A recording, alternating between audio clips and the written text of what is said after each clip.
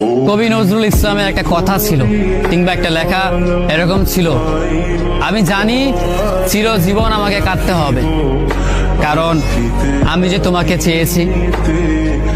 আসলেই আমি যে তাকে চেয়েছি এই জন্য আমাকে সারা জীবন কাঁদতে হবে, কারণ আমি তাকে কোনোদিন পাবো না, আর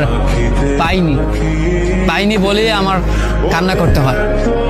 তাকে আমি প্রচন্ড ভালোবাসি বলেই আমার কান্নাটা আসে, তাকে আমি আমার করে পাইনি বলেই আমার কষ্টটা হয়। কবি নজরুল ইসলামের লেখাটা খুব দারুণ ছিল। আসলেই তাকে পাইনি বলে আমাকে সারা জীবন কান্না করতে হবে। যদি সে আমার এই ভালোবাসাটা বুঝতো, আমার এই অসীম ভালোবাসাটা বুঝে আমাকে একটু বলতো যে আমি অন্যদের মতো কখনোই তোমাকে ছেড়ে যাব না, তাহলে বিশ্বাস করুন পৃথিবীতে হয়তো আমার চাইতে সুখী মানুষ আর কেউ হতে পারতো না। কিন্তু ওই যে আমরা মাঝে মাঝে আমাদের প্রিয় মানুষটাকে হারিয়ে ফেলি, প্রিয় জিনিসটাকে হারিয়ে ফেলি।